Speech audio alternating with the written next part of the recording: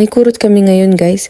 Isa itong pagkain dito sa probinsya na talagang pinaglalaanan ng oras at tiyaga bago makain. Hindi basta-basta ang proseso ng paggawa nito. Kailangan maayos at tama ang bawat hakbang dahil kapag nagkamali, delikado talaga at maaring makasama sa katawan.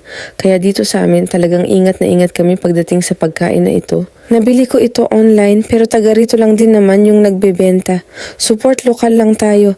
Tig 100 pesos ang 3 salmon. Sakto na rin at sulit para sa ganitong klaseng pagkain. Karaniwan itong hinahanda at kinakain tuwing Biyernes Santo dito sa amin. Nakasanayan na talaga, parang parte na ng tradisyon at kultura namin. Sabi ko nga sa kanya, magkayod ka na ng niyog at magluto na tayo. Pero ang sagot niya, mamaya na lang. Kasi masarap pa raw ang kanyang pagkaupo. Ay naku, ganyan talaga. Relax mode muna bago kumilos. Habang wala pa namang ginagawa, mag-shoutout muna tayo. Nakakatuwa lang isipin na may mga nagpapa-shoutout na. Dati, pangarap ko lang talaga ang magkaroon ng 1,000 views. Simpleng pangarap lang. Pero grabe, sobra-sobra pa yung binigay ni Lord.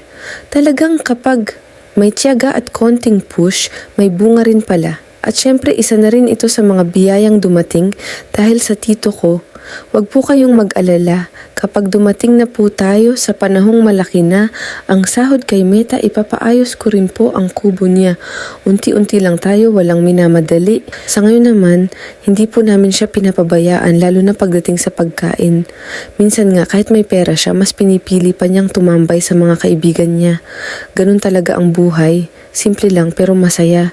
Mag-shoutout na talaga tayo bago pa ninyo sabihin na nanunumbat na naman ako ha.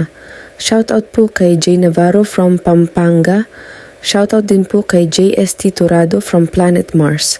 Grabe, interplanetary na tayo. Maraming salamat po sa lahat ng sumusuporta at patuloy na nanonood ng simple naming buhay ng tito ko.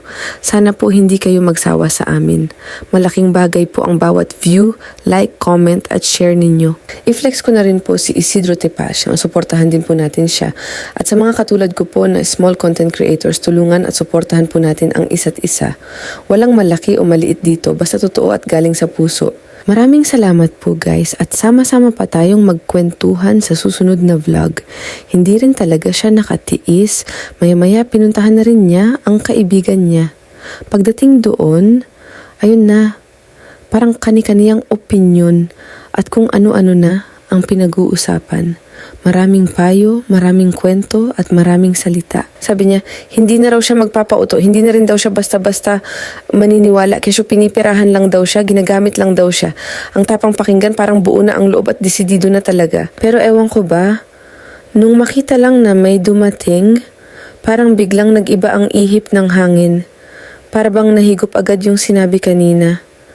Ang bilis lang talaga magbago ng isip minsan. Hay nako. Buhay nga naman.